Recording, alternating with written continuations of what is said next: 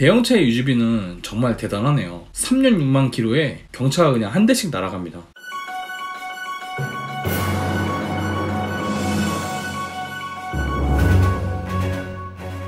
안녕하세요. 가격표 번역기 차파고입니다. 오늘 제가 번역해드릴 자동차는 기아의 2020년형 더 K9입니다. 2부에서는 차파고가 잘하는 최상의 가성비 조합에 대해 설명드리겠습니다. 그럼 시작하겠습니다. K9을 최대한 저렴하게 타고 싶다 싶으신 분은 플래티넘 1에 서라운드 뷰 후측방 모니터 전동 트렁크, 헤드업 디스플레이 추가하셔가지고 2,760만원에 구매하시는 걸 추천드립니다. K9은 기본 등급부터 옵션 빠방합니다. 그래서 최대한 싸게 사실 분이라면 플래티넘 2까지 갈 필요도 없습니다. 이미 스마트 크루즈 컨트롤과 유보 내비게이션, 각종 충돌 방지 보조 장치는 기본으로 달려있고요. 풀 LED 헤드램프에 시퀀설 방향 지시 등도 기본 등급부터 적용해주니까 겉만 보면 휠 빼고는 거의 다를 게 없죠. 전 좌석 이중접합 차음 유리도 적용되어 있고 전 좌석 열선 가죽 시트에 앞좌석 통풍 시트도 적용되어 있습니다. 시트 컬러 역시 브라운 원톤이나 베이지 투톤으로 고를 수 있고 메모리 시트까지 아낌없이 들어가 있으니까 아쉬울 게 없는 등급입니다.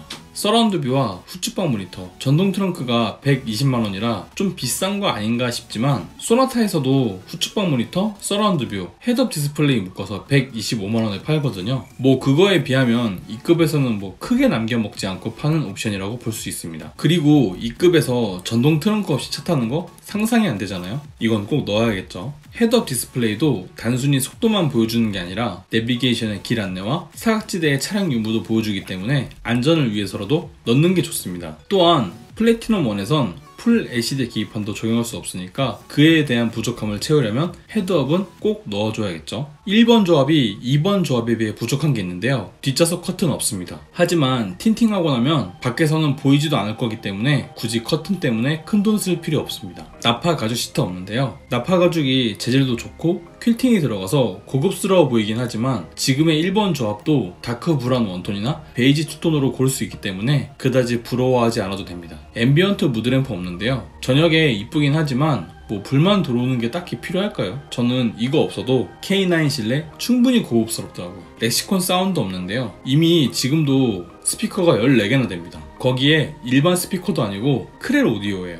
렉시콘이 좋긴 하지만 지금의 크렐도 충분합니다. 웬만한 옵션은 다 있었으면 좋겠다 싶으신 분은 플래티넘 2의 프리미엄 컬렉션, 스포티 컬렉션, 렉시콘 사운드 추가하셔가지고 6,480만원에 구매하시는 걸 추천드립니다. 1번 조합 대비 720만원 올랐습니다. 플래티넘 2의 첫 번째 장점이 후면 전동 썬커튼과 뒷좌석 측면 수동 썬커튼이 들어와 있다는 점인데요. 거기에 플래티넘 1에서는 넣을 수 없는 프리미엄 컬렉션이나 렉시콘 사운드 같은 고급 옵션도 플래티넘 2부터는 넣을 수 있습니다. 프리미엄 컬렉션이 가격이 무려 320만원이나 해서 이걸 넣어야 되나 고민되기도 하겠지만 일단 전체 시트 가죽이 퀼팅 나파 가죽으로 변하면서 도어 센터 페시아 상단, 센터 콘솔에 가죽이 둘러집니다. 그냥 사람의 손이 닿는 모든 부분에 가죽이 둘러진다고 보시면 되고요. 거기에 가죽만 둘러주고 320만원이면 너무하다고 할 뻔했는데 앰비언트 무드램프와 인터랙티브 무드 조명도 같이 끼워줍니다. K9의 무드램프는 K7이나 그랜저처럼 1열에만 적용되는 게 아니라 2열 좌우측 도어와 1열 도어, 센터 콘솔 뒷부분까지 적용되어 있기 때문에 앞좌석 사람들 뿐만 아니라 뒷좌석 사람들의 눈에도 꽤 좋아 보이거든요. 스포티 컬렉션은 2020년식에서 새로 적용되는 스포티 그릴로 변경되면서 차량 외부에 적용된 모든 크롬의 컬러가 세팅 크롬으로 변경됩니다. 일반적인 은색의 번쩍거리는 크롬이 아니라 고급스럽게 비치는 크롬이기 때문에 더 좋아 보이기도 하고요. K9이 워낙 크롬이 쓰인 데가 많아서 이걸 다 바꿔주는데 30만원이면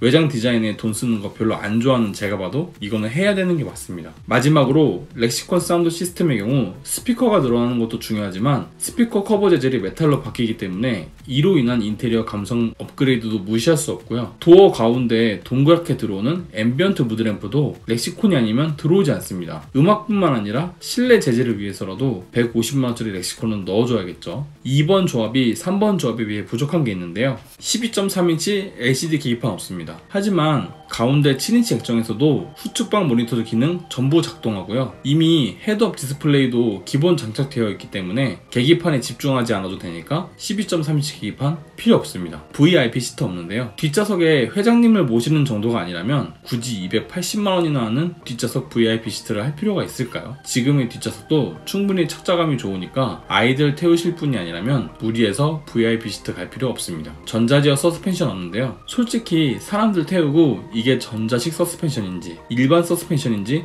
고를 수 있는 사람이 있긴 할까요? 괜히 고장나면 돈만 더 들기 때문에 전자식 서스펜션은 필수가 아닙니다. 조수석 메모리 시트 없는데요. 운전석만 메모리가 되면 되지 조수석까지 메모리가 되어야 할까요? 이미 워크인 디바이스가 있는 상황이니까 메모리 기능은 없어도 됩니다. 풀옵션에 가까운 조합은 없을까 싶으신 분은 3.3 터보 마스터즈2의 프리미엄 컬렉션, 스포티 컬렉션, VIP 시트에 운전석 익스텐션 시트, 렉시콘 프리미엄 사운드 추가하셔가지고 7,480만원에 구매하시는 걸 추천드립니다. 이번 조합 대비 1,000만원 올랐습니다. 3.3 터보 마스터즈2가 사실 이번 K9에서 가장 합리적인 등급이긴 합니다. 왜냐하면 3.3 플래티넘 2에는 12.3인치 풀 LCD 계기판과 전자식 서스펜션을 넣을 수가 없지만 3.3 터보 마스터즈2는 그 두 개가 전부 들어와 있으니까요. 또한 3.8 플래티넘 3처럼 강제로 사륜구동이 아니어도 되니까 그것 어떻게 보면 좋은 점이라고 볼 수 있습니다. 자, 여기서 고민되는 게 좀 싸게 3.8 플래티넘 2에서 조합하느냐 아니면 돈 좀 더 주고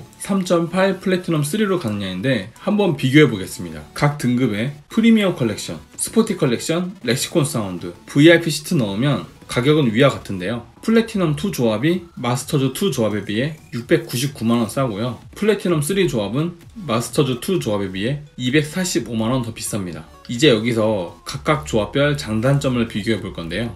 첫 번째로 엔진이 다르죠.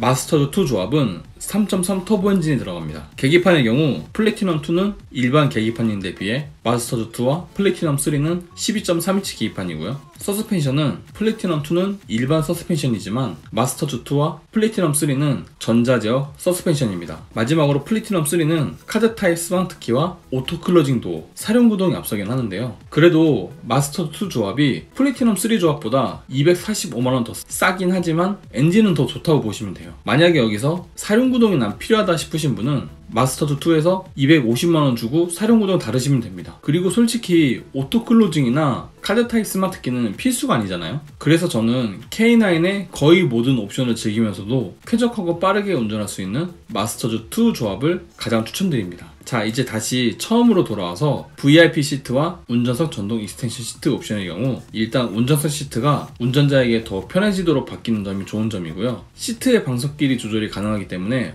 허벅지로 오는 피로가 많이 줄어듭니다. VIP 시트의 경우 말 그대로 뒤에 앉은 분이 와이프 이상의 소중한 분이다 싶으시면 꼭 넣어줘야겠죠. 통풍 기능뿐만 아니라 헤드레스트 좌우 날개가 접히는 윙 아웃 타입의 헤드레스트, 좀 더 향상된 3열 독립 에어컨까지 들어오니까 이건 뭐 완전 의전용 차량으로 바꿔주는 옵션이라고 보시면 됩니다. 3번 조합이 4번 조합에 비해 부족한 게 있는데요. 전자식 사륜구동 없습니다. 그런데 대한민국 겨울에 뭐 눈이 많이 오는 것도 아니고 굳이 사륜구동까지 필요할까요? 차만 무거워지고 연비만 떨어지니까 차라리 겨울엔 스노우 타이어로 하시는 게 더 나을 수도 있습니다. 소프트 클로징 도어 없는데요. 살짝만 닫아도 자기가 알아서 닫으니까 좋긴 하지만 그냥 뭐 사람이 좀 세게 닫으면 되잖아요. 그렇다고 이 소프트 클로징 도어가 롤스로이스처럼 활짝 열린 상태에서 전동으로 닫히는 것도 아니기 때문에 굳이 이거 필수 아닙니다. 앞좌석 프리세이프 벨트 없는데요. 벨트가 당겨주면 오히려 차가 이래라 저래라 하는 것 같아서 신경이 쓰입니다. 이거 필수 아닙니다. 뒷좌석 모니터 없는데요. 뒷좌석에 앉아서 스마트폰 보느라 바쁜데 굳이 모니터가 필요할까요? 어차피 터치도 안 되고 굳이 필요하다 싶으면 100만원짜리 아이패드 프로 사다가 거치하는 게 더 낫습니다. K9 퀀텀 빼고 3.3 터보 풀옵션은 얼마일까요? 3.3 터보 그랜드 마스터즈의 스포티 컬렉션 뒷좌석 듀얼 모니터 추가하시면 8,530만원으로 3번 조합 대비 1,050만원 더 비쌉니다. 그랜드 마스터즈 정도 되면 뭐 부족함이 없죠. 퀀텀에 비해 부족한 건 5.0 엔진 뿐입니다. 일단 전자식 사륜구동 기본으로 들어오고요. 소프트 클로징 옵션도 추가되어 있습니다. 내장 재질 역시 스웨이드로 둘러지고 그랜드 붙은 등급답게 조향 연동 LED 헤드램프 들어옵니다. 거기에 똑같은 VIP 시트 같아도 그랜드 마스터즈의 VIP 시트는 마스터즈 3와는 다릅니다. 뒷좌석 우측이 전동으로 틸팅될 뿐만 아니라 숄더도 전동으로 조절이 가능하고요. 거기에 뒷좌석 헤드레스트도 전동으로 조절이 가능합니다. 그래서 뒷좌석에 소중한 분 모시는 게 목적이다 싶으시면 다른 등급은 볼 필요가 없습니다. 무조건 그랜드 마스터즈 와야 돼요. 뒷좌석 듀얼 모니터는 가격이 250만원이라 너무 비싼 감이 없지 않아 있긴 하지만 아이패드처럼 충전할 필요 없고 뒷좌석 암레스트 미디어 조절 장치로 앱이나 동영상들을 볼 수 있으니까 사용하기 좋습니다. 한눈에 보는 옵션표입니다. 가장 저렴하게 구매하실 분들은 5,760만원에 구매하시면 되는데요. 3.8 람다 엔진에 18인치 휠 타이어, 각종 충돌 방지 보조,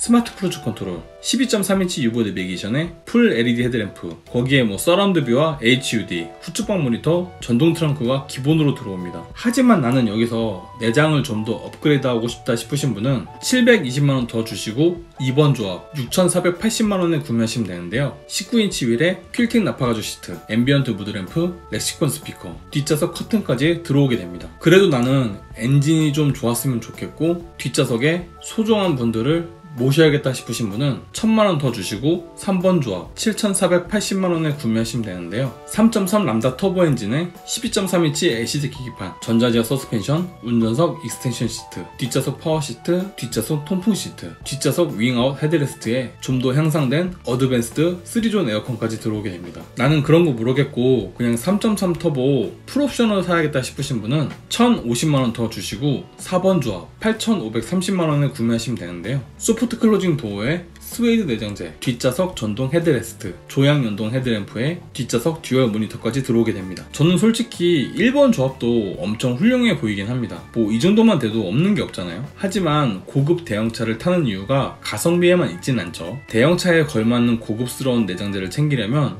최소 2번 조합 정도는 가져야 됩니다. 그리고 강한 엔진의 성능과 뒷좌석을 전부 챙기려면 3번 조합도 고민해 봐야겠죠. 차량 크기 비교해 보겠습니다. 차량 크기는 수치로만 보면 비슷해 보이긴 합니다. 하지만 자세히 뜯어서 볼까요? G80은 K9보다 길이는 130mm, 좌우폭은 25mm, 그리고 실내 크기의 가장 큰 역할을 하는 휠 베이스는 95mm가 더 작습니다. 이렇게 보면 K9이 확실히 더 크긴 크죠. G90은 K9보다 길이는 약 85mm 더 크고요. 좌우폭은 똑같습니다. 그리고 실내 크기의 가장 큰 역할을 하는 휠 베이스는 55mm 더 큽니다. 그래서 이걸로 결론을 내보자면 K9의 크기는 G80과 G90 사이에 있는 게 맞긴 하지만 G90 크기에 더 근접하다고 보면 되죠. 가격 비교해 보겠습니다. K9이 G80에 비해 살짝 더 비싸긴 하지만 이 정도 등급에서 고민될 정도의 가격 차이는 아닙니다. 그에 비해 G90과는 확실히 가격 차이가 많이 나죠. 여기서 취등록을 하게 되면 차량 가격은